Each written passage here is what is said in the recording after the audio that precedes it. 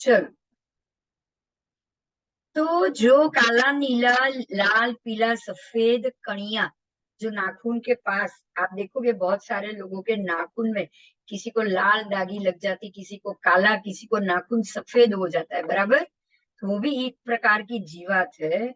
नख के अंदर जीव होगा, उत्पन्न होगा, और जीव वहीं पे रहेगा, वो नाखून को खाता जाएगा।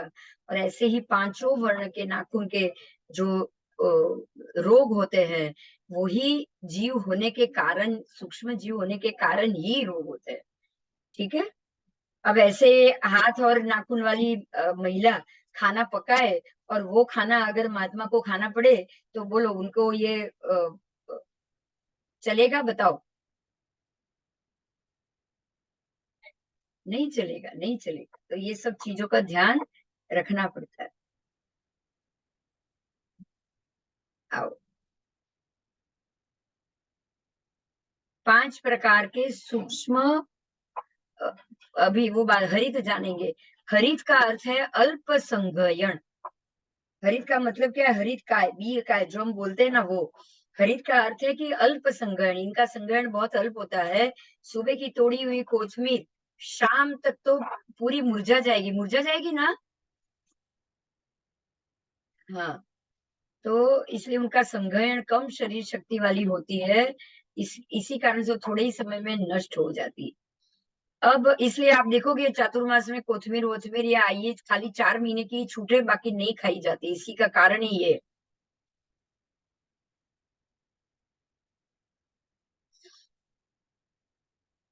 वे सूक्ष्म पुष्प की बात की अभी। पुष्प भी 5 प्रकार के से वर्ण वाले होते हैं, और वृक्ष के समान वर्ण वाले वे सूक्ष्म पुष्प प्रसिद्ध ही है। जैसा वृक्ष वैसे ही वो सूक्ष्म पुष्प। वो छद्मस्थ साधु साध्वी जान और देखने, उनको देखना पड़ेगा, जानना पड़ेगा, और उनका त्याग यानी कि परिहरण करना पड़ेगा। आओ, सूक्ष्म अंडे की बात की है। यहाँ गुरुदेव अपने शिष्य को अंडे की बात बताते हैं। अंडे भी 5 प्रकार के होते हैं, जैसे कि मधुमक्खी के अंडे, खटमल आदि के अंडे। खटमल आदि यानी आ गया ना, जो मैंने आपको बोला था, खटमल या फिर धनेड़ा और ये सब ईयड़, वो उसके अंडे। उदन शांड, लूता किरली के अंडे, उत्कली अंडे, पीपीली यानी कि चींटियों के अंडे। ठीक है, पिपीली का चींटियों के अंडे होते हैं वो, उसको पिपीली का अंडा कहा जाता है। हली की, छपकी या छिपकली और सब होते हैं, उसके अंडे हली कांड। हलो हविया जो अलग अलग भाषा में अहिलोड़ी, सरटी, काकीड़ी कहा जाता है, उसके अंडे हल्लो हली कांड कहे जाते हैं। जो साधु साध्वियों को जानने, देखने और परिहरने चाहिए। ये सूक्ष्म अंडे समझना चाहिए। लयन जीवों का आश्रय स्थान। लयन यानी कि लाड़िया जीव। लयन जीव पता है, लयन यानी कि लाड़। तो लयन जीवों का आश्रय स्थान। शिष्य के पूछने पर गुरु ने बताया सूक्ष्म लयन बील 5 प्रकार के होते हैं। उत्तिंग गर्दभाकार के जीवों के रहने का स्थान। भूमि पर बनाया हुआ जो उनका घर है, उसको उत्तिंग लयन कहते हैं। भृगु यानी कि सूखी हुई जमीन की रेखा, पानी सूख जाने पर क्यारा आदि के अंदर जो तरड़ पड़ जाती है, वो भृगुलपन, भृगुलयन कहा जाता है। और सरल बिल यानी कि जो सीधा बिल, सरल लयन माना जाता है। ताल वृक्ष के मूल के आकार वाले, नीचे चौड़े और ऊपर सूक्ष्म, ऐसा उसका ताल वृक्ष का मूल होता है। ताल मुख, शंभु का वर्त, भ्रमर का घर होता है। भ्रमर का घर मालूम है ना, मिट्टी का होता है, छोटा सा बिल, और उसके अंदर भ्रमर घुस जाएंगे।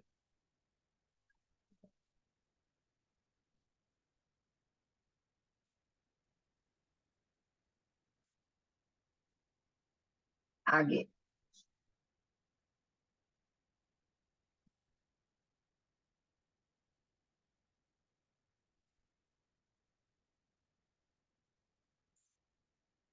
ये पांचों बिल लयन छद्मस्त साधु साध्वियों को जानने चाहिए, देखने चाहिए, और उसका त्याग परिहरण करना चाहिए।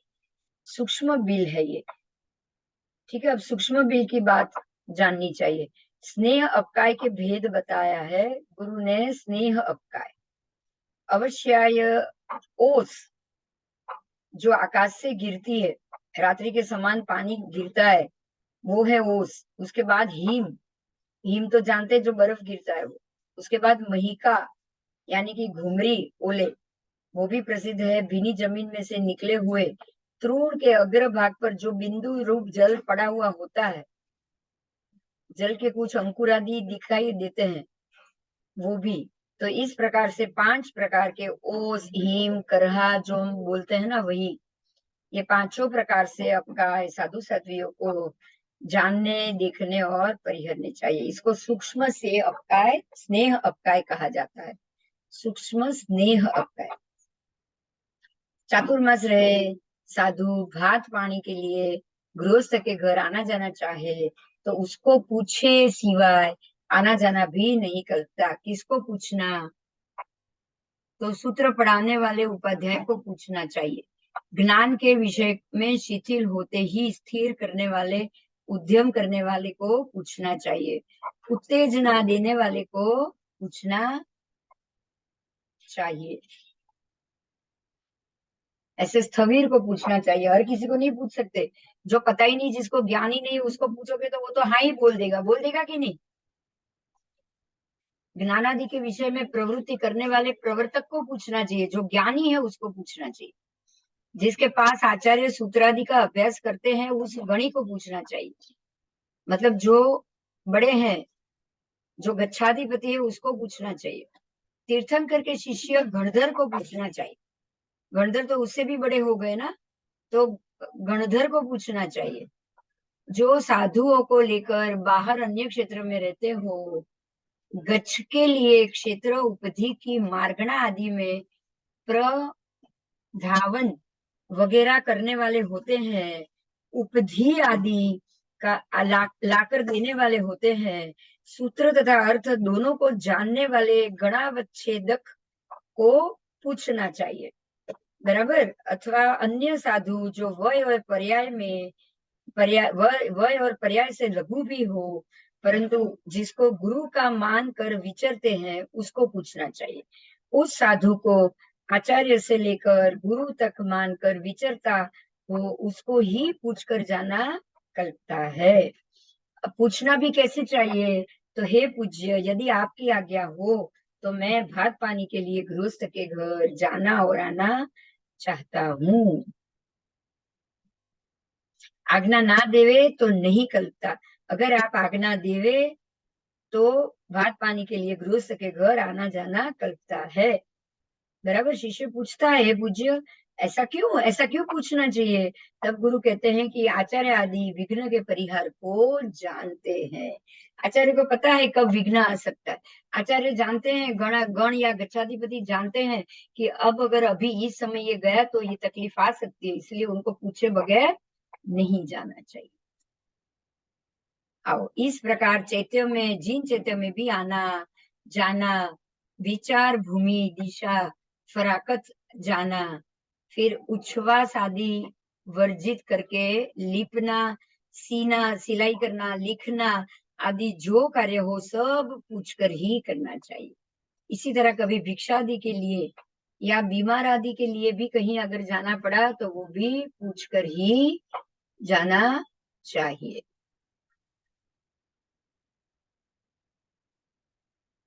दूसरे गांव जाना पड़े तब भी पूछकर ही करता है, अन्यथा वर्षा ऋतु में दूसरे गांव जाना सर्वथा अनुचित कहा गया है। पर बीमार आदि के लिए जाना पड़े तो आपको जाना चाहिए। चातुर्मास रहे, साधु यदि कोई दूसरी विगय खाना चाहे तो आचार्य से लेकर वही गुरु तक पांचों को पूछकर ही मान कर विचरता है। उसे पूछे बगैर विगई खाना भी नहीं कल्पता। आचार्य या जिसे गुरु मानकर वो विचर रहा है उसको पूछकर ही विगई खाना भी कल्पता है। किस तरह पूछना चाहिए? तो ऐसे पूछना चाहिए कि हे पूज्य, यदि आपकी आज्ञा हो तो कुछ ऐसी ये विगई खाने का इतने प्रमाण में इतने समय तक खाने की इच्छा है। अगर आचार्य उसे आज्ञा दे तो वह उस विवेक को कल्पता है, अगर नहीं आज्ञा देंगे तो वो नहीं कल्पता है। शिष्य पूछ रहे ऐसा क्यों करना चाहिए, तब गुरु उत्तर देते हैं कि आचार्य ही लाभ और अलाभ दोनों को आचार्य ही जान सकते हैं और कोई नहीं। चातुर्मास रहे साधु वात पित्त और कफ आदि सन्निपात संबंधी रोगों की चिकित्सा कराना चाहे तो आचार्य जी से पूछकर ही कराना करता है। ये चिकित्सा आतुर, वैद्य, प्रतिचारक, भेषज के रूप में 4 प्रकार से होती है और फिर प्रत्येक के और 4 भेद है। दक्ष, शास्त्रार्थ को जानने वाला, दृष्टकर्मा और शुचि, ये 4 प्रकार से ये चारों के 16 भाग बन जाएंगे। तो बहुकल्प, बहुगुण, संपन्न और योग्य, ये 4 प्रकार के औषध के भाग होते हैं। अनुरक्त, शुचि, दक्ष और बुद्धिमान, ये 4 प्रकार के प्रतिचारक के भाग भेद होते हैं। तथा आढ़य, धनवान, रोगी और भीषक के वश और ज्ञायक, सत्यवान, ये 4 प्रकार के रोगी भी होते हैं। चातुर्मास रहे साधु यदि कोई प्रशस्त कल्याणकारी उपद्रव को हरने वाला, धन्य करने वाला, मंगल करने वाला, शोभा देने वाला, महाप्रभावशाली तब कर्म अंगीकार करके विचरना चाहे तो गुरु आदि को पूछकर ही विचरना भी कल्पता है। बराबर पहले जैसे ही सब करना चाहिए, बिना पूछे कुछ भी नहीं कहना या करना चाहिए। तो गुरु की आज्ञा लेनी बहुत जरूरी है।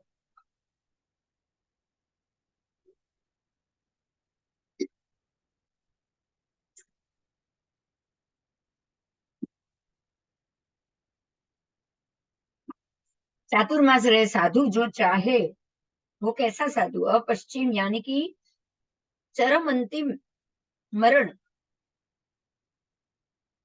सो अपश्चिम मरण। अपश्चिम मरण का अर्थ क्या हुआ, चरम अंतिम मरण, परंतु प्रतिक्षण आयु के दलिक अनुभव करने रूप आविची मरण नहीं।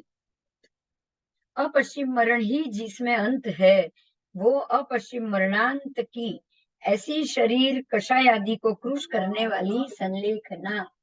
तो जो अपश्चिम मरण संलेखना का अर्थ यहाँ बताया गया है, अपश्चिम मरण संलेखना यानी कि चरम अंतिम मरण वाली संलेखना, मरने से पहले सब कुछ त्याग दिया हो उसको और त्यागा हुआ ही मरण हो, उसको अपश्चिम मरण संलेखना कहा जाता है। ठीक है।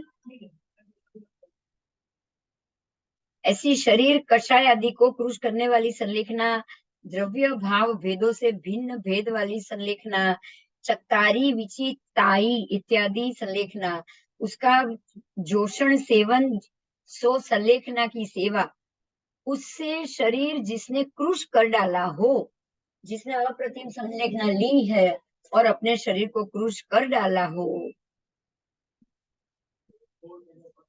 ऐसे अपश्चिम मरणांत की संलेखना की सेवा से या उसके सेवन से जिसने शरीर को अतिक्रूश कर दिया है और इसी कारण जिसने भात पानी का भी प्रत्याख्यान कर लिया है, अर्थात जिसने पादपोगम अनशन किया हो और इससे जीवित काल को ना चाहने वाला साधु इस प्रकार करने की इच्छा रखता हुआ गृहस्थ के घर में आने जाने, अशन आदि का आहार करने, मल मूत्र परखने, स्वाध्याय करने, धर्म जागरी का जागने वाला, जागने या आज्ञा, अपाय, विचाय तथा संस्थान विचय, विपाक और संस्थान विचय, ऐसे 4 आज्ञा, अपाय, विपाक और संस्थान विचय, ये 4 भेद रूप धर्म ध्यान के विधान आदि द्वारा जागने को इच्छे तो गुरु आदि को पूछे सिवाय कुछ भी नहीं कर सकता।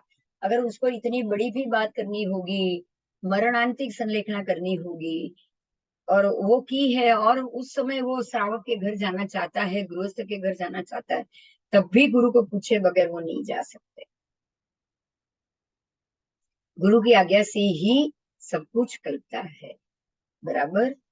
अब आगे चातुर्मास रहे साधु वस्त्र, पात्र, कंबल, रजोहरण एवं अन्य उपधि तपाने के लिए, एक दफा धूप में सुखाने के लिए, ना तपाने से कुत्सा, पनक आदि दोषोत्पत्ति का संभव होने से बारंबार तपाना इच्छे, तब एक साधु या अनेक साधु को मालूम किए बिना उसे गृहस्थ के घर भात पानी के लिए आना जाना या अर्शनादि का आहार करना, जिन मंदिर जाना, शरीर चिंता आदि के लिए जाना, स्वाध्याय करना, कायोत्सर्ग करना एवं एक स्थान में आसन करके रहना नहीं कल्पता।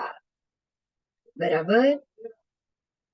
यदि वहां पर नजदीक में कहीं पर एक या अनेक साधु रहे हुए हो तो उसे इस प्रकार से कहना चाहिए कि हे आर्य, जब तक मैं गृहस्थ के घर जाऊं आऊं, यावत कायोत्सर्ग करूं अथवा वीरासन कर एक जगह रहूं, तब तक इस उपधि को आप संभाल कर रखना।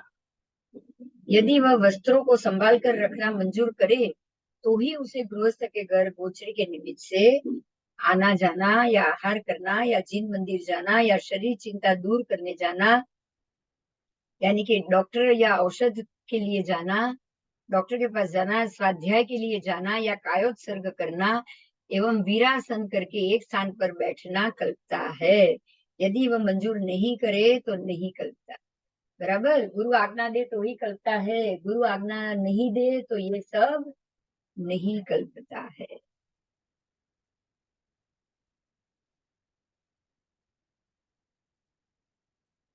चातुर्मास में है साधु साध्वियों को नहीं कल्पे, क्या क्या नहीं कल्पता ये बताया। जिसने शैया और आसन ग्रहण ना किया हो उसे अनभिगृहित शय्यासनिक कहते हैं। ऐसे साधु को जिसने शय्यासन ग्रहण ना किया हो वहां रहना नहीं कल्पता। वर्षा काल में उपाश्रय में पट्टा फलक आदि ग्रहण करके रहना चाहिए, अन्यथा शीतल भूमि में सोने बैठने से कुंथु आदि जीवों की विराधना होने का संभव है। उससे कर्म एवं दोष का उपादान कारण होता है। यह अनभिगृहित शय्यासनिकत्व समझना चाहिए। अब शय्या आसन ग्रहण करना, एक हाथ ऊंची और निश्चल शैया रखना। देखो, एक हाथ ऊंची शैया रखना है, पाट एक हाथ ऊंची होनी चाहिए जमीन से। ठीक है, वो इतनी ऊंची होगी तो ही वो कुछ जीव ऊपर नहीं चढ़ते, नहीं तो रात को जीव ऊपर चढ़ जाएंगे अगर एक हाथ ऊंची नहीं होगी तो एक हाथ तो आपका इतना हुआ, इतना बड़ा ऊंचा होना चाहिए शैया।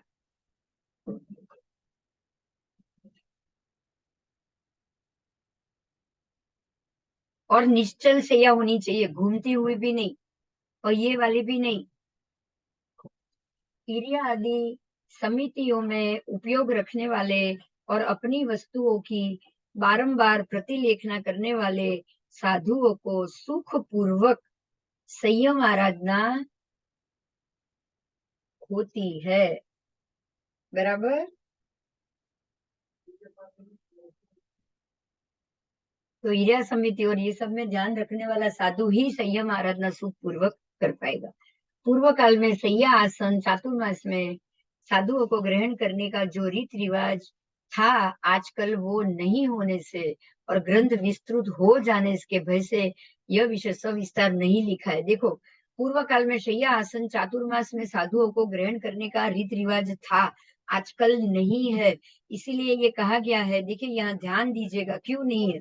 आजकल एक उपाश्रम में 50 से ज्यादा साधु होते हैं कि नहीं समुदाय में, बोलो। और वो 50 साधु के लिए क्या 50 पाठ उपलब्ध है? नहीं। और ऐसा भी है कि कुछ साधु नीचे ही सोना पसंद करते हैं, करते हैं कि नहीं? तो यहाँ ये बात गलत बताई है, एक हाथ ऊंची शैया होनी चाहिए ताकि कान खजूरे जैसे जीव आपके पथारी में प्रवेश ना कर पाए। बराबर।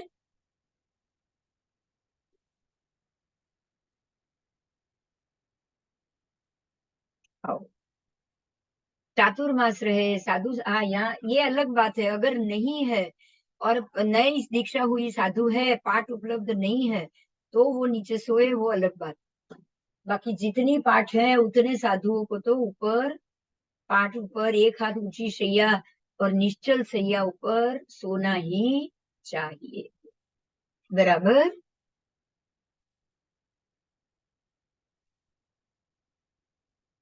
चातुर्मास रहे साधुओं को ठंडी शौच और मात्रा लघु नीति के लिए 3 जगह कल्पती है। जो सहन ना कर सके, अर्थात हाजत के वेग को ना रोक सके, उनको 3 जगह अंदर रखनी चाहिए।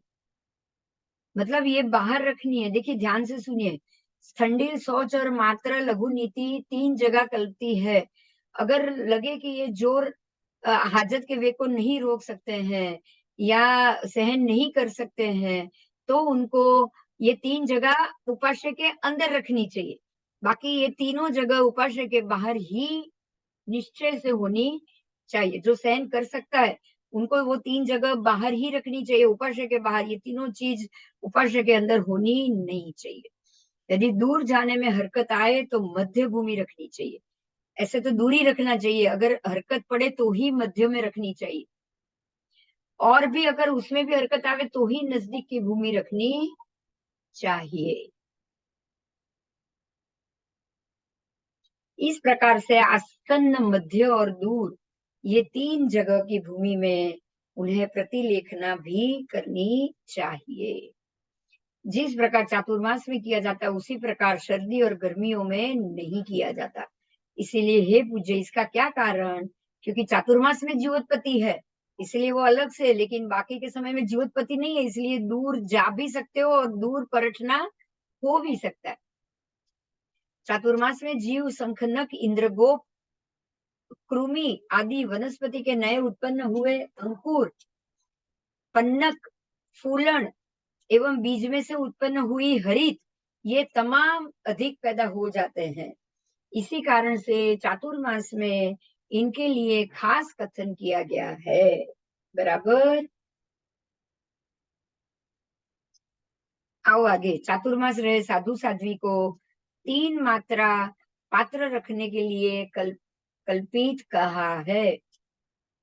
3 मात्रा, मातृ पात्र 3। कितने? मातृ के जो पात्र हैं वो 3 रखने चातुर्मास में। एक स्थंडिल के लिए, एक मातृ, एक मात्रा के लिए यानी कि जो मूत्र होता है उसके लिए, और तीसरा श्लेष्म के लिए, जो कफ निकलता है उसके लिए।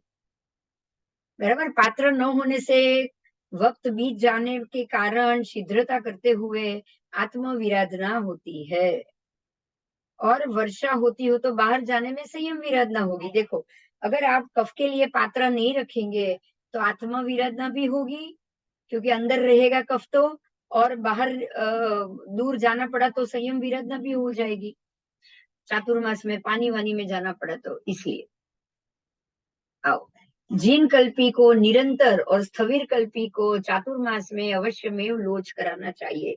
जिन कल्पी यानी कि जब गणधर की पाठ परंपरा चल रही है, और उस समय की बात हुई जब एक ही पाठ परंपरा चल रही, 11 गणधर, लेकिन पाठ सुधर्व स्वामी की ही चली। उनके बाद जो पाठ पर आए, जब केवली होते हैं ना, तब पाठ परंपरा एक ही की चलती है। आप देखोगे कि जम्बू स्वामी तक एक ही पाठ परंपरा चली, केवली बंद हो जाने के बाद ही पाठ परंपरा बंद हुई। बराबर। उसके बाद जितने चेले उतनी पाठ हुई कि नहीं? तो वो जीन कल्पी पाठ होती है वो एक ही होती है, और स्थविर कल्पी जो पाठ होती है साधु के, आज भुवन भानु समुदाय के साधु की स्थविर कल्पी पाठ है, तो बहुत सारी पाठ हो गई। तो इस तरह से जीन कल्पी पाठ एक ही होती है, इसको उनको समझना चाहिए। तो जीन कल्पी पाठ हो उनको निरंतर, और चातुर्मास में स्थविर कल्पी को भी चातुर्मास में अवश्य में लोच कराना चाहिए।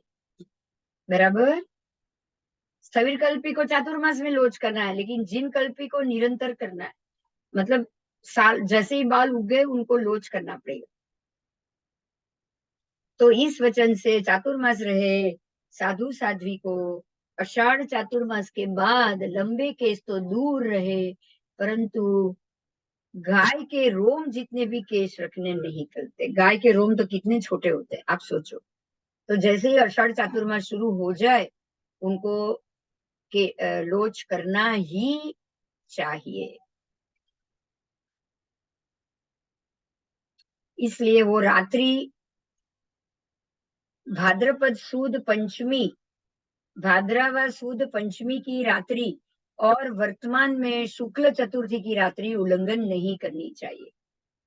वर्तमान में शुक्ल चतुर्थी की रात्रि और पहले थी भादरवा शुक्ल पंचमी की रात्रि, यानी कि संवत्सरी की रात्रि उल्लंघन नहीं होनी चाहिए। अगर उन्होंने संवत्सरी पर्युषण तक लोच नहीं किया है तो पर्युषण में भी लोच कर लेना चाहिए, पर संवत्सरी की रात्रि बिना लोच के उल्लंघन नहीं होगी।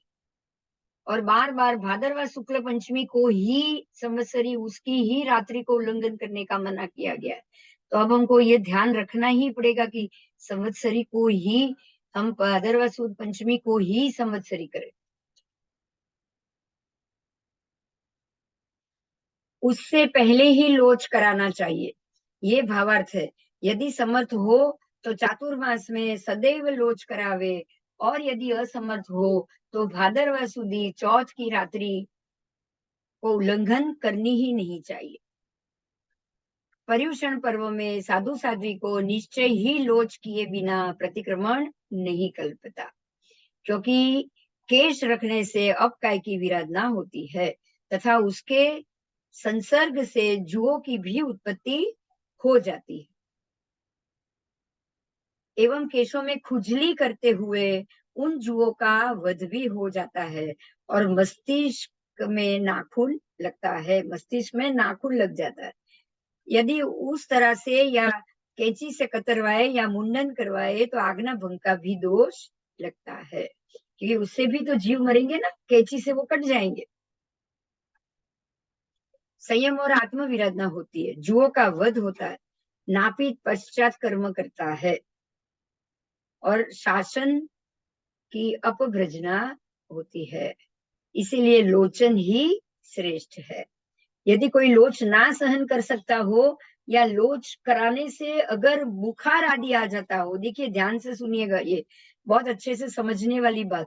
अगर लोच कराने से बुखार आदि आ जाए और बालक होने से लोच के समय रोना आ जाए या इससे धर्म त्याग दे ऐसा भाव आ जाए, उसे लोच नहीं कराना चाहिए। देखिए ध्यान से सुनिएगा, अगर लोच करने से बहुत दर्द हो रहा है, मेरे से सहन नहीं हो रहा है, इसे तो अच्छा है मैं धर्म त्याग दूं, या फिर लोच कराने से बुखार आ जाए, आपका शरीर उसको साथ नहीं दे रहा है, आपका शरीर उस लोच को साथ नहीं दे रहा है, शरीर साथ नहीं दे रहा है, इसलिए मन बिल्कुल ही भंग हो जाएगा, मन आपका काबू में नहीं रह पाएगा और आप विराधना कर लोगे, और मानसिक विराधना भी उतनी ही अशुभ है।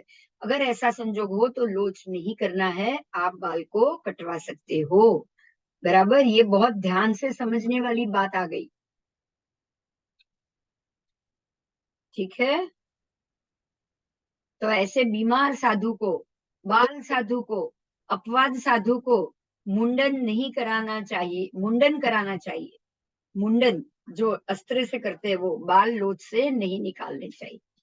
उसमें प्रासुक जल से सिर धोकर प्रासुक पानी से नापित के हाथ भी धुलाने चाहिए। पहले वो प्रासुक जल से, योग्य जल से सिर धो लो, बाल धो लो, नापित के हाथ भी धो लो, ताकि कोई जीव रहने नहीं चाहिए, और उसके बाद उसका मुंडन कराना चाहिए।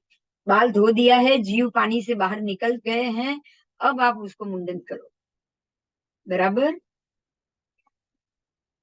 उस तरह से भी अगर वो मुंडन कराने में असमर्थ हो या जिसके माथे पे फुंसी फोड़ी या गड़ गुमड़ हो चुके हो, निकले हुए हो, उसको कैंची से केट कतरवाने चाहिए। कैंची कैंची से केश को काट दो, क्योंकि अंदर माथे पे गुमड़ा है तो अस्त्रा नहीं घुमाना, गुमड़े के ऊपर से अस्त्रा नहीं जाना चाहिए। कितना ध्यान दिया है, आप सोचो, जीवोत्पत्ति को बचाने के लिए।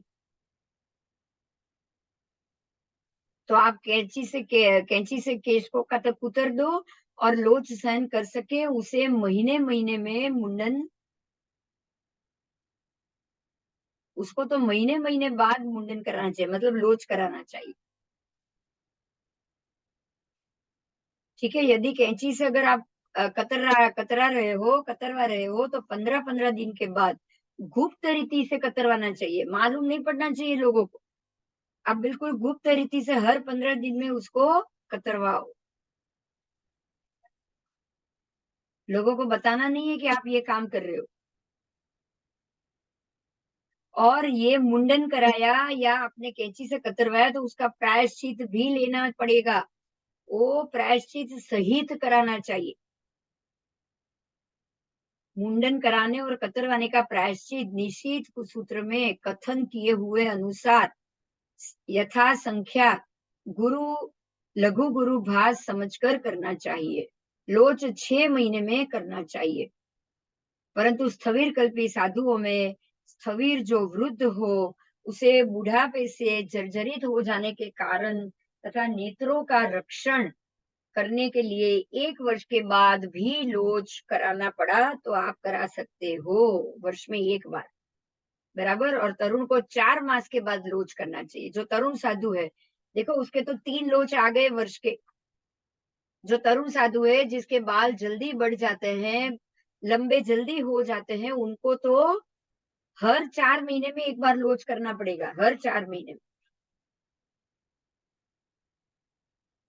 आओ, चातुर्मास रहे साधु साध्वी को पर्युषणा के बाद क्लेश पैदा करने वाले वचन नहीं बोलने चाहिए। जो साधु या साध्वी क्लेशकारी वचन बोले, उसे ऐसा कहना चाहिए कि हे आर्य, तुम आचार बिना बोलते हो, क्योंकि पर्युषणा के दिन से पहले या उसी दिन बोले हुए क्लेशकारी वचन के लिए तुमने पर्युषण पर्व में तो क्षमापना कर ली, पर अब जो पर्युषण के बाद तुम फिर से क्लेशकारी वचन बोलते हो तो ये अनाचार है, बराबर। पर्युषण तक तो आपका मिच्छामी दुक्कडम हो जाता है, लेकिन पर्युषण के बाद अगर आप ऐसे झगड़े करते रहोगे तो ये इसको अनाचार कहा जाता है। अनाचार क्यों? क्योंकि पर्युषण हो गया, अब वापस बोलना शुरू, झगड़ा शुरू, तो अनाचार ही हुआ ना। आपको कोशिश ये करनी कि ये बोलने की बारी ही ना आए, करनी चाहिए कि नहीं बताओ। इस प्रकार से निवारण करने पर भी अगर किसी साधु साध्वी क्लेश उत्पन्न करने वाले वचन पर्युषण बाद भी अगर बोले तो उसे पनवाड़ी के पान की तरह संघ के बाहर करना चाहिए। समझ में आया? साधु साध्वी को क्लेश करना बिल्कुल योग्य नहीं है। अगर वो मिच्छामी दुक्कडम करने के बावजूद भी क्लेश करते रहे तो पनवाड़ी जैसे पान को बाहर फेंक देता है कि नहीं, बिगड़ा हुआ पान पनवाड़ी रखेगा, बोलो। ऐसे ही ऐसे साधु साध्वी को जो क्लेश उत्पन्न वाले वचन बार बार बोलते ही रहे मिच्छामी दुक्कडम करने के बाद भी, तो उनको संघ के बाहर कर देना चाहिए। जैसे पनवाड़ी सड़े हुए पान को दूसरे पान नष्ट होने के भय से निकाल कर फेंक देता है, बराबर। अगर कोई पान सड़ा हुआ हो तो दूसरा पान नहीं बिगड़ना चाहिए, है ना। इसलिए उसको एक आम बिगड़ा हुआ हो पेटी में, तो आप उसमें दूसरे आम के साथ उसको रखोगे, बोलो? नहीं रखेंगे। तो इसी तरह से अनंत अनुबंधी क्रोध वाला साधु विनष्ट ही है। अनंत अनुबंधी उदय वाला साधु ही एक बार मिच्छामी दुक्कडम करने के बावजूद भी समझेगा नहीं, और बार बार वो झगड़ा करता रहेगा, क्लेश करता रहेगा। तो बार बार क्लेश करने वाली व्यक्ति अनंत अनुबंधी के उदय वाली है, ऐसा आपको समझ लेना चाहिए। मैं तो सिर्फ वहां की बात, साधु की बात नहीं, हमको श्रावक में भी ये बात लागू पड़ती। अगर लगे कि कोई व्यक्ति है आपके आसपास की, आपके दोस्त में या आपके घर में या आपके पास पड़ोस में, तो उससे झगड़ा लगे कि ये बार बार आज झगड़ा, वापस कल झगड़ा, फिर से झगड़ा, बात समझ ही नहीं रही है, तो समझ लो ये अनंत अनुबंधी का उदय है। तो आपको उससे दूर ही रहना चाहिए कि नहीं, बताओ? उससे दूर ही रहना चाहिए। अनंत अनुबंधी क्रोध वाला साधु अपनी जिद कभी नहीं छोड़ेगा, अपना गुस्सा कभी नहीं छोड़ेगा, अपने अंदर पड़ा हुआ वैर भाव वो कभी नहीं छोड़ेगा। आपको तुरंत मालूम पड़ जाएगा कि इसका अनंत अनुबंधी का उदय। बोलो, देर लगेगी? बताओ पहले। नहीं लगेगी। ऐसा समझकर या आप उसे दूर कर दो या अन्य को उससे दूर रखो, है ना। अपने को भी क्या होता है, घर में कोई एक व्यक्ति अगर दो तीन चार बहुएं पहले के जमाने में होती थी, आज तो नहीं, तीन चार बहुएं अगर हो और अगर एक बहू के कारण दूसरी बहू में विसंवादिता उत्पन्न होती हो तो अलग के समझ के उनके घर बर्तन सब अलग कर लेते हैं कि नहीं, बोलो? कर लेते हैं ना? हाँ, ताकि दूसरों में ये गलती ना हो जाए, दूसरे में ये बिगाड़ ना आ जाए। तो इसी तरह साधु में भी ऐसा होना चाहिए, करना चाहिए। ठीक है? अब इसके लिए एक और ब्राह्मण का दृष्टांत दिया गया है कि खैर नगरवासी एक रुद्र नाम का एक ब्राह्मण था। वर्षा काल में खेत जोतने के लिए वो हल लेकर खेत में गया और हल चलाते हुए उसका एक गठिया बैल बैठ गया। एक बैल था, वो गठिया वात वाला था, इसलिए वो नहीं हल चला पाया और वो बैठ गया। हाँकने वाले साटे या चाबुक से मारने पीटने पर भी वो जब वहां से नहीं उठा, तब 3 क्यारों के मट्टी के डलों से मारते मारते उस मट्टी के डलों से उसका मुख ढक गया और श्वास रुकने के कारण वो मर गया। वो बैल मर गया, वो नहीं उठ पाया, उसका सांस रुक गई और वो मर गया। फिर वो ब्राह्मण पश्चाताप करता हुआ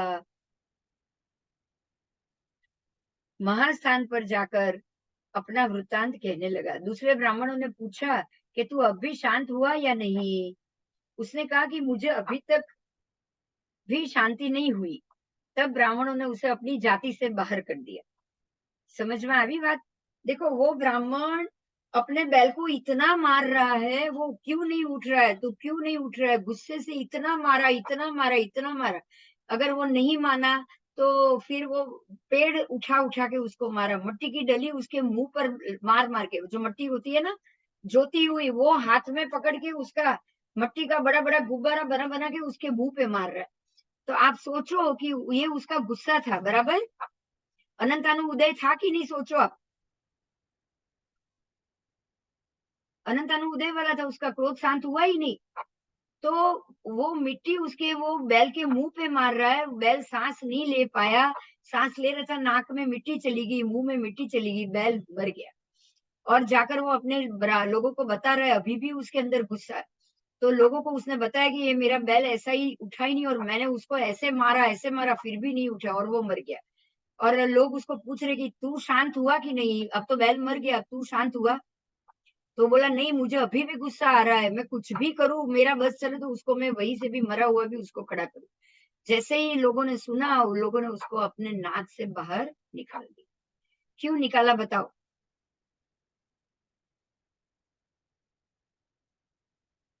क्यों निकाला?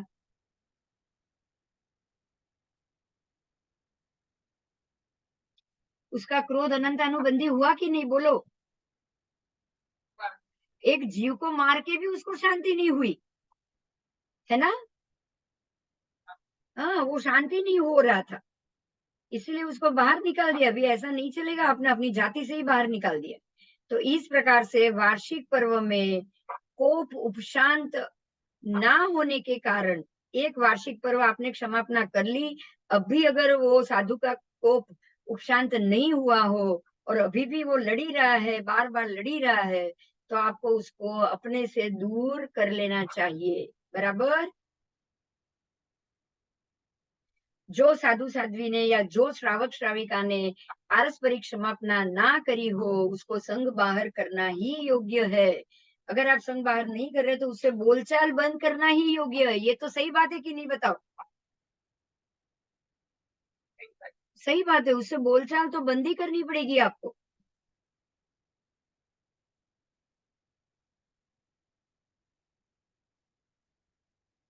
याद रखो, अगर कोई आपको माफी नहीं दे रहा है तो समझ लो ये अनंत अनुबंधी का उदय है, वो व्यक्ति का, बराबर? उपशांत में उपस्थित हुआ तो उसे मूल प्रायश्चित देना उचित है। अगर वो शांत हुआ तो उसे मूल प्रायश्चित दो, मगर वो शांत नहीं हो रहा है तो उसको वहां से हटाओ, दूर करो। आगे, चातुर्मास रहे साधु साध्वी से यदि पर्युषणा के दिन ऊंचे शब्द वाला तथा कटुतापूर्ण जकार मकार आदि रूप कलह हुए, कि तू मर जा, तू जा, तू खत्म था, वो कटुतापूर्ण अगर पर्युषणा के दिन कलह झगड़ा हुआ तो छोटा बड़े को क्षमावे। तो ऐसे झगड़े में भी छोटा होगा वो ही माफी मांगेगा, बराबर। यदि बड़े ने वो अपराध किया हो तथापि व्यवहार से छोटा बड़े को क्षमावे। अगर भूल बड़े की होगी तो भी कौन क्षमाएगा? छोटा ही। यदि धर्म ना परिणमने के कारण छोटा बड़े को ना क्षमावे तो क्या करना चाहिए? बराबर, धर्म समझा ही नहीं है। या अनंत अनु का उदय है तो छोटा नहीं क्षमा रहा है तो क्या करना चाहिए? तो कहते हैं कि बड़ा भी छोटे को क्षमावे। अगर ऐसा है तो बड़ा छोटे को क्षमावे कि भाई तू मेरे को माफ कर और अब तू मेरे से दूर रहे। और उसके बाद तो ऐसा तो वो कर सकता है कि नहीं? कर सकता है ना? अगर सामने वाला नहीं समझ रहा है तो आप इच्छा भी दुगड़म करके हट जाओ। मैंने आपको पहले भी बोला है, पता है, बार बार बोला है, सामने वाले को समझो, उसकी मनस्थिति को समझो। अगर ये नहीं मान रहा, ये जिद पे अड़ा है तो ये जरूर अनंत अनु का उदय है। वो कभी नहीं समझेगा। जो एक बार में नहीं समझा वो कभी नहीं समझेगा। समझ में आ रहा है? समझदार को इशारा काफी होता है। जो इशारे से नहीं समझेगा वो मारने से भी नहीं समझेगा, मरने से भी नहीं समझेगा। हाँ या ना बताओ? हाँ, उसके लिए आपको मरने की जरूरत नहीं है, बराबर।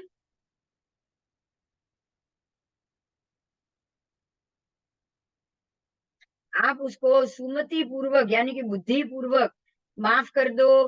राग द्वेष के अभाव पूर्वक माफ कर दो। बिना राग बिना द्वेष के आप उसको माफ कर दो। सूत्र और अर्थ संबंधी संप्रोचना करके उसको माफ कर दो। समाधि प्रश्न देकर भी उसको माफ कर दो। मतलब ऐसे करके आप खुद भी उपशांत हो जाओ। वो उपशांत नहीं हो रहा है तो आप उपशांत हो जाओ और आपकी तरफ से वो झगड़ा उसी वक्त से बंद कर दो। जिसके साथ कटुतापूर्ण कलह हुआ हो उसके साथ निर्मल मन से शांति हो। ऐसे अनेक शास्त्र संबंधी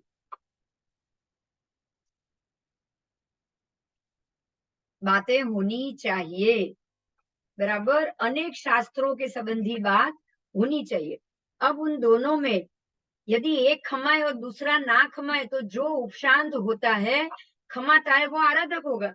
और जो उपशांत नहीं है, जो नहीं खमाता, नहीं उपशमता, वो विराधक होगा। देखो फिर से याद दिलाती हूँ, पार्श्वनाथ भगवान के 9 भव, 7 भव 8 भव, सम्रादित्य चारित्र में आपको ये बात बार बार मिलेगी, बराबर। अगर आप उसको नहीं खमा रहे, आप वो आपको नहीं खमा रहे तो आप खमा दो। आप पार्श्वनाथ भगवान ने खमा दिया, उसके भाई ने नहीं खमाया तो वो उनके सभी सम्रादित्य के सभी आपके 8 भव के अंदर पार्श्वनाथ भगवान मुक्त हो गए कि नहीं? कमठ नहीं हो पाया, बराबर। हाँ, तो आप अगर खमावो, एक खमावे दूसरा ना खमावे, तो जो उपशांत हुआ, पार्श्वनाथ भगवान का जी उपशांत हो गया था और वो खमाता गया तो वो आराधक बन गया और वो मोक्ष चले गए, तीर्थंकर बन गए।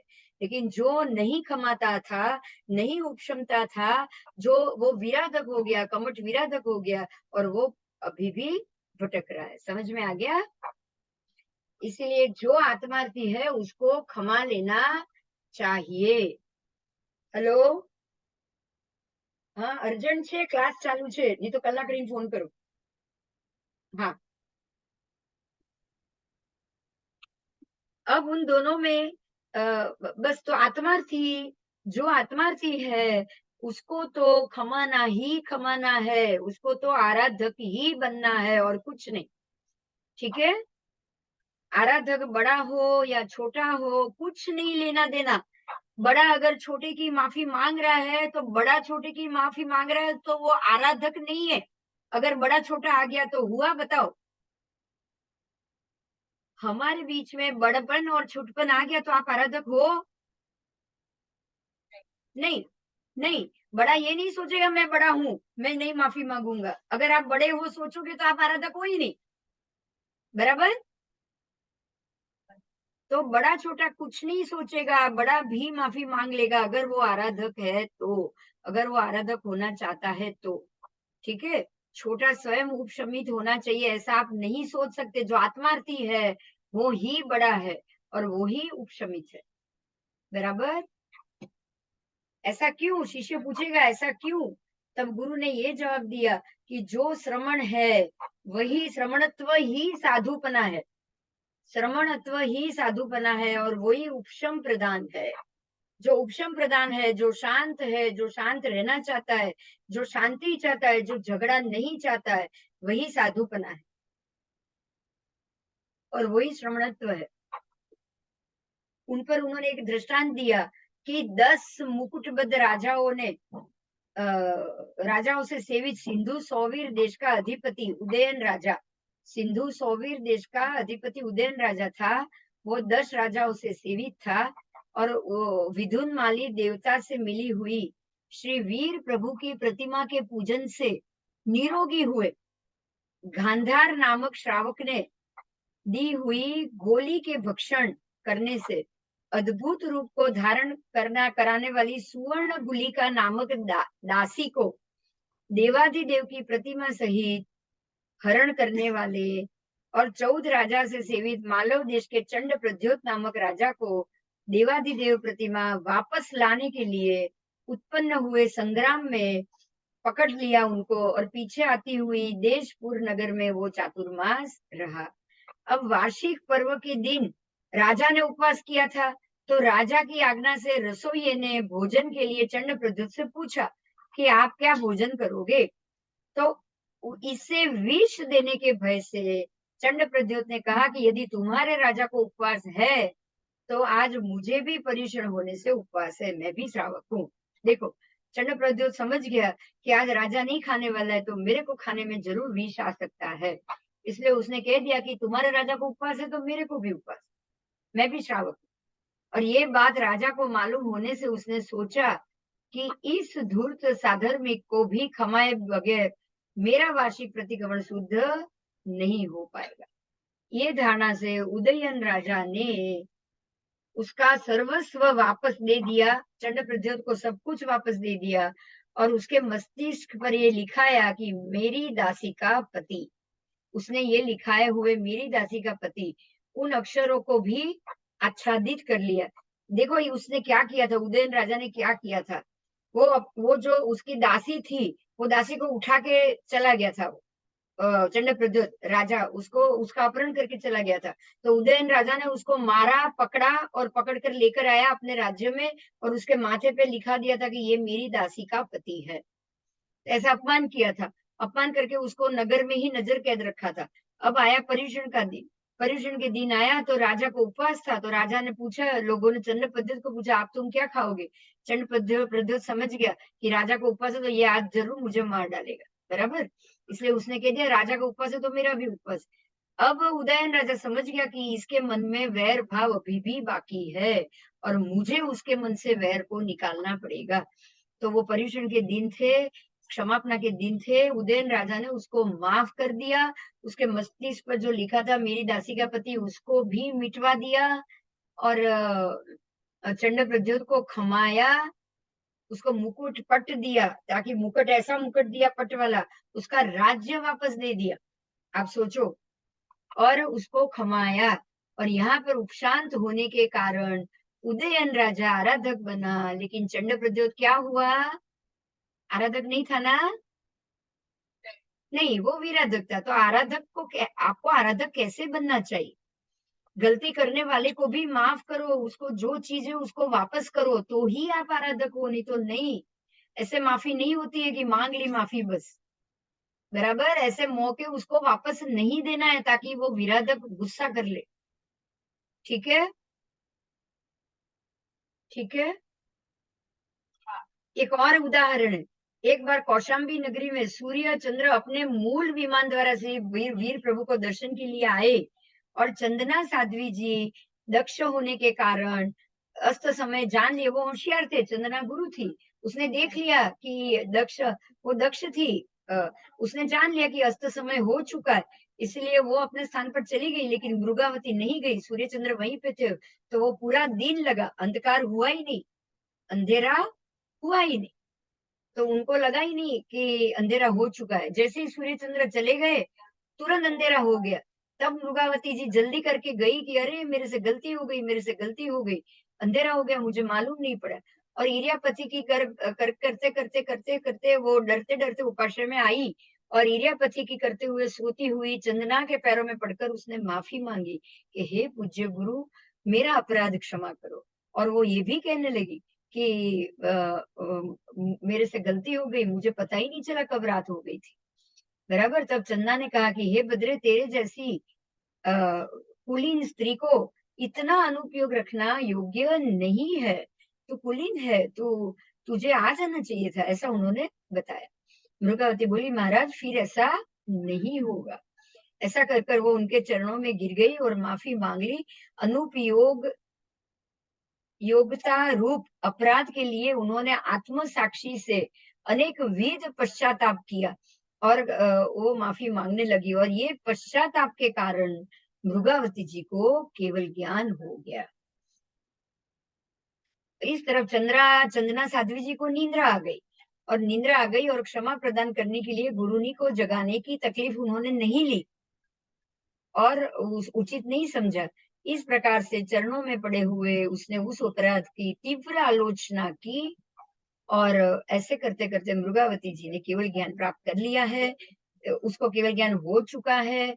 गुरु जी सो रहे हैं इसलिए उनको नहीं पता कि ये केवली हो चुके, क्योंकि केवली होते ही देव आते हैं ना, केवल ज्ञान का वो करते हैं कि नहीं। पर ये सो गई थी इसलिए उनको मालूम नहीं पड़ा। देव योग उस समय अकस्मात से एक सर्प निकला और वो सर्प वहां से निंद्रागत चंदना के हाथ संथारा के नीचे की ओर वो झुका हुआ था।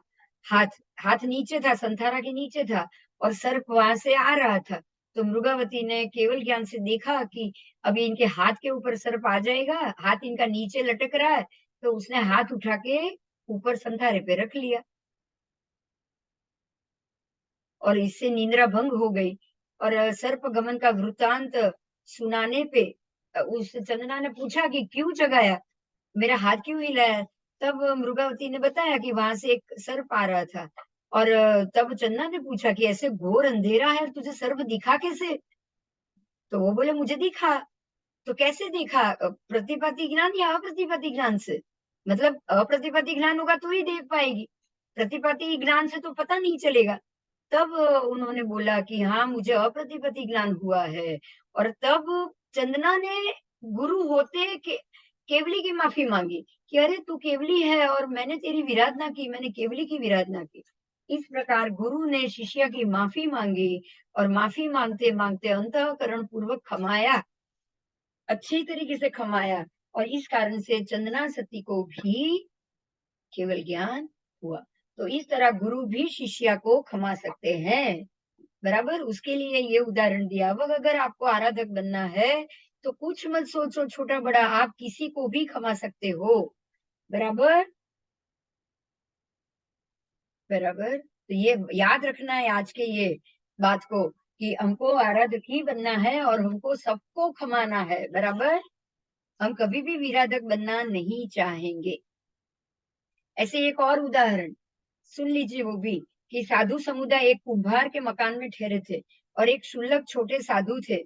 वो अपनी वय के कारण कुतूहल से छोटे छोटे कंकर लेते थे और उसके नए बने हुए कच्चे बर्तनों को मार देते थे, निशाना लगाते थे और कंकर से उसमें छेद पड़ जाता था। कुम्हार ने उसकी ये चेष्टा देखकर उसको मना किया। क्षुल्लक ने अपने क्षमापना मांग ली, मिच्छा में दुक्कड़म कह दिया और कुम्हार वहां से चले गए।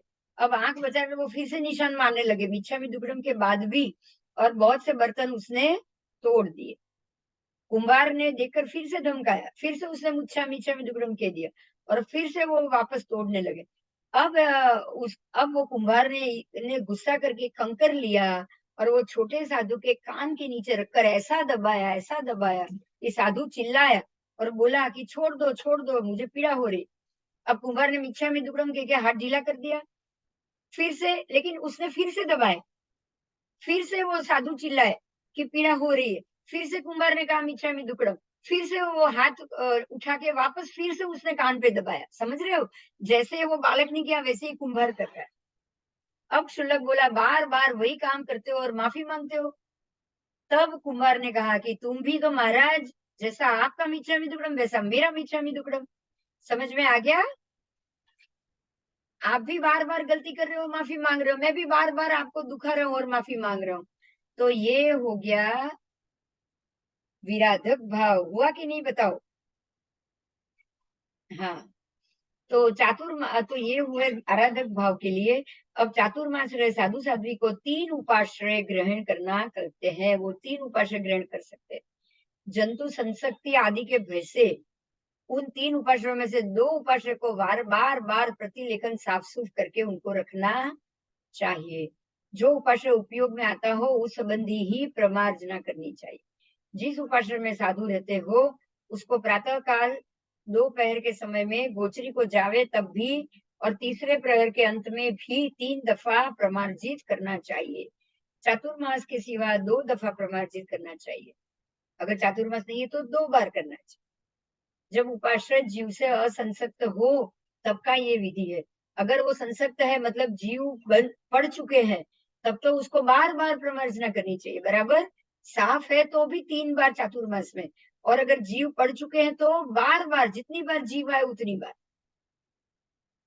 शेष 2 उपाश्रय को भी ऐसी ही नजर से देखते रहना चाहिए, उनको 3 उपाश्रय को देखते रहना चाहिए, परंतु उनमें ममत्व नहीं करना चाहिए, बराबर। तीसरे दिन प्रोच्छन्न से दंडासन से परिलेहन करना चाहिए। चातुर्मास रहे साधु साध्वी को अन्यतर दिशाओं का अवग्रह करके अमुक दिशा और अनुदिशा अग्नि आदि विदिशाओं का अवग्रह करके अमुक दिशा या विदिशा में मैं जाता हूँ और दूसरे साधु को ऐसा कहकर भात पानी के लिए जाना कल्पित है। हे पूज्य, ऐसा किस हेतु से कहा है? इस तरह शिष्य की तरफ से प्रश्न होने पर गुरु कहते हैं कि चातुर्मास में प्रायश्चित वहन करने के लिए या संयम के निमित्त छठ तप आदि करने वाले होते हैं। वे तपस्वी तप के कारण दुर्बल या क्रूर अंग वाले होते हैं, इसलिए थकान लगने से या अशक्ति से या कदाचित कहीं मूर्छा आकर गिर जाए या उसी दिशा में या विदिशा में पीछे उपाश्रय में रहे साधु खोज करे, यदि कहे बिना गया हो तो कहाँ खोजने जाए बताओ? तो बोल के ही जाना चाहिए। चातुर्मास में साधु साध्वी को वर्षा काल में औषधि, बीमार सार संभाल के लिए या वैद्य के सारवार के लिए 4-5 योजन तक भी जाना कल्पता है, परंतु वहां रहना नहीं कल्पित होता। अपने स्थान पर नहीं पहुंच सके तो मार्ग में भी कल्पता है, लेकिन वो जगह पर रुक जाना नहीं कल्पित, क्योंकि वहां से निकल जाने से वीर्याचार का आराधना होती है। अगर वहां से निकल गए तो वीर्याचार संबल में आ गया, आराधना हो गई। अगर नहीं, चाहे वहां से निकल के थोड़े नजदीक में ही रुक जाए, लेकिन आराधना ही होनी चाहिए, इसलिए वहां से निकलना ही चाहिए। जहां जाने से जिस दिन वर्षा कल्प आदि मिल गया हो उस दिन की रात्रि को वहां रहना नहीं कल्पता, वहां से निकल जाना कल्पता है। वो रात्रि उल्लंघन करनी नहीं कल्पती। कार्य हो जाने पर तुरंत ही निकल जाना, बाहर आ जाना ही, ऐसा ही भाव होना चाहिए। इस प्रकार पूर्व में कथन किए मुजब संवत्सरिक चातुर्मास संबंधी स्थविर कल्प को यथा सूत्र, जैसे सूत्र में कथन किया है वैसे ही करना चाहिए, पर सूत्र विरुद्ध नहीं करना चाहिए। जिस प्रकार कहा गया है वैसे करे तो वो यथाकल्प होगा, कहलाएगा, क्योंकि जैसा कल्प ने कहा है कल्प में वैसा ही आपने किया। और यदि विपरीत करे तो वो अकल्प कहलाएगा, क्योंकि आपने जो कल्प में बताया है वैसा नहीं किया है तो वो अकल्प हो जाएगा। ठीक है। यथा सूत्र और यथाकल्प आचरण आचरते हुए ज्ञानादि त्रय रूप मार्ग को यथा तथ्य सत्य वचन अनुसार और भली प्रकार से मन वचन काया द्वारा सेवन करते हुए अतिचार सहित पालन करते हुए विधि पूर्वक करने से सुशोभित करके जीवन पर्यंत वैसे ही आराधना करते हुए दूसरों को उपदेश करते हुए श्री जिनेश्वर द्वारा उपदेश किए मुजब जैसे पूर्व में पाला वैसे ही फिर पालते हुए कितने एक निर्ग्रंथ श्रमण उसको अति उत्तमता पूर्वक सेवन करते हुए उसी भव में सिद्ध हो जाते हैं। अगर आप इसी प्रकार से कल्प आराधना करो और आराधक बने रहो तो कर्म खत्म हो गए तो उसी भव में सिद्ध हो जाएंगे, और अगर कुछ ही कर्म बाकी रहे तो तुरंत आने वाले भव में भी सिद्ध हो जाओगे। बराबर।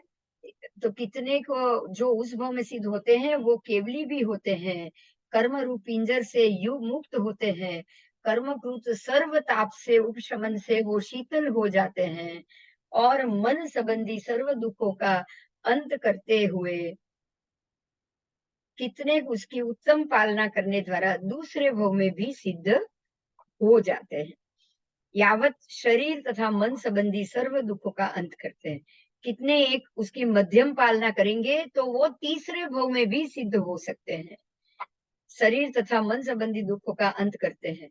और कितने का अगर उसकी जघन्य भी आराधना करेंगे ना, जघन्य भी, भाई मेरे से हुआ, मेरे से नहीं हुआ तो ठीक है, मैंने बीमार बीमार हूं तो मैंने ये खाना पीना खा लिया, लेकिन मन में तो उनके भाव है ना कि अगर मैं बीमार ना रहूं तो मैं इसका उत्कृष्ट पालन करूं। तो ऐसे जघन्य आराधना करने वाले भी 7-8 भव से ज्यादा उल्लंघते नहीं है। देखिए, आप जघन्य से आज अगर मैं मेरे से काया से अगर मैं नहीं प्रतिक्रमण कर रही हूँ या नहीं चौव्यार कर रही हूँ, लेकिन मन से मुझे चाहिए कि मुझे मोक्ष जाना ही जाना है। अगर मेरी अगले भव में शरीर की स्थिति से अच्छी रही तो मैं ये सब का जरूर से पालन करूंगी। अगर इस सोच से भी अगर मैं जघन्य से भी अगर मैं मन से भी इसका पालन करूँ ना, तो 7-8 भव से ज्यादा उल्लंघन नहीं होगा। 7-8 भव में शरीर की स्थिति आपको उत्कृष्ट मिलेगी ही मिलेगी, ताकि आप अब शरीर से भी, काया से भी, मन वचन से करोगे तो कल काया से भी हो पाएगा, और आप 7-8 भव में मोक्ष जाओगे ही जाओगे। बराबर। तो आराधक बनना ही बनना है, और आराधक 7-8 भव में मोक्ष जाते ही जाते हैं। बराबर। उत्कृष्ट आराधक उसी भव में जाएंगे, जग मध्यम आराधक 2-3 भव में जाएंगे, और जघन्य आराधक 7-8 भव में मोक्ष जाएंगे। 7-8 भव से ज्यादा तो उल्लंघन उनका होता ही नहीं।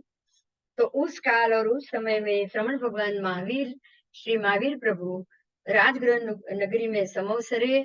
उस समय गुरुशील नामक चैत्य में बहुत से साधु साध्वियों को, बहुत से श्रावक श्राविकाओं को, बहुत से देवों और बहुत से देवियों के मध्य में रहकर इस प्रकार से वचन योग द्वारा फल कथन पूर्वक उन्होंने ये बताया, जताया, इस प्रकार प्ररूपण किया, यानी कि दर्पण के समान श्रोताओं के हृदय में संक्रमाया, और पर्युषणा कल्प नामक अध्ययन को प्रयोजन सहित, हेतु सहित, कारण सहित, सूत्र सहित, अर्थ सहित, सूत्र और अर्थ दोनों सहित, व्याकरण यानी कि पूछे हुए प्रश्नों के अर्थ सहित बारंबार उपदिष्ट किया, उन्होंने उपदेश दिया, और इस प्रकार से पर्युषणा कल्प का प्रारंभ हुआ। और जब जिन कल्प निकल गया, स्थविर कल्प चालू रहा, तब ये पंचम काल के लोगों को बिना सिद्ध गति के, बिना केवली भगवंतों के आधार पर छोड़ गए ऐसे पंचम काल के लोग, श्रावक श्राविकाओं को और आराधकों को अपने आप आराधना मार्ग पर स्थित रह सको, इसीलिए उन्होंने इस पर्युषणा कल्प को बार बार उपदिष्ट किया, पुनः पुनः उसका उपदेश दिया। और जिस प्रकार प्रभु ने कहा, बराबर उसी प्रकार श्री भद्रबाहु स्वामी ने भी अपने शिष्यों को कहा था। बराबर। इस तरह श्री पर्युषणा कल्प नामक दशाश्रुत स्कंद का यह 8वां अध्ययन संपूर्ण हुआ। और इस तरह जगत गुरु भट्टारक श्री हीर विजय सुरीश्वर जी ने और उनके शिष्य रत्न महोपाध्याय श्री कीर्ति विजय गणी के शिष्य उपाध्याय श्री विनय विजय गणी रचित ये कल्पसूत्र सुबोधिका नाम की टीका, जिसका अध्ययन हमने ये पर्युषण के दौरान किया हुआ है, और उसी की समाचारी का ये 9वां व्याख्यान संपूर्ण हुआ, और समाचारी व्याख्यान नामक ये 3रा अधिकार भी समाप्त हुआ। शुभम भवतु। और आज हमारा ये पर्युषणा कल्प का यह पूरा 9 व्याख्यान समाप्त हो गए, पर्युषणा कल्प भी समाप्त हो गए। और कल से हम अपने ही जो भगवती सूत्र है उसका पाठ करेंगे। पर आपको खास खास मेरा अनुरोध है कि इस पर्युषण कल्प के व्याख्यान को आप बार बार सुनना, सिर्फ पर्युषण में ही सुनो ऐसा मत करना।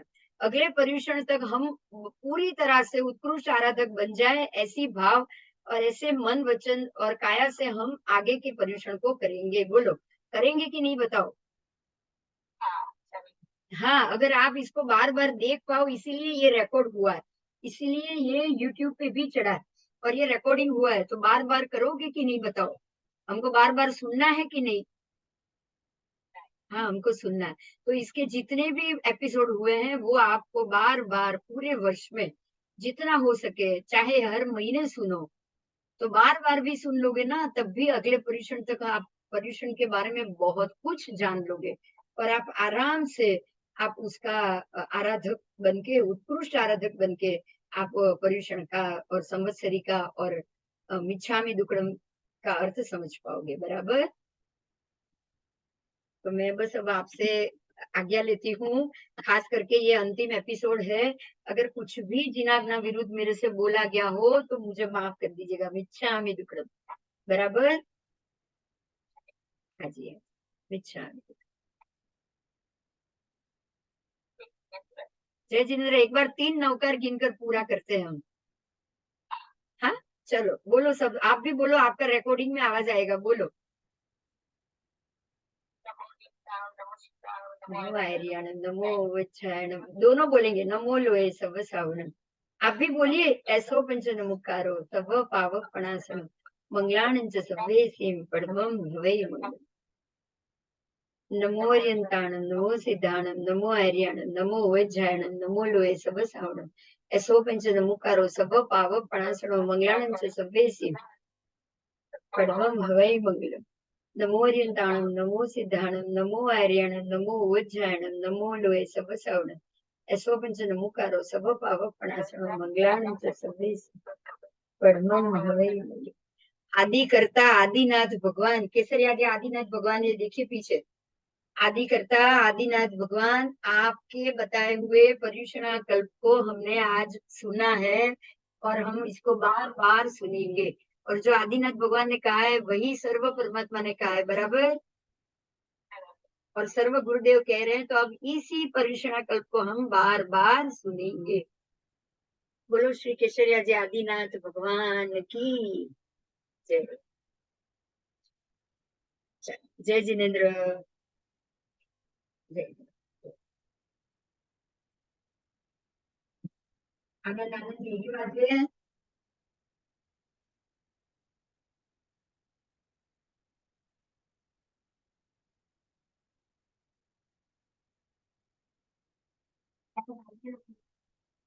नहीं, रख दो, अभी हो गया मेरा लेक्चर पूरा।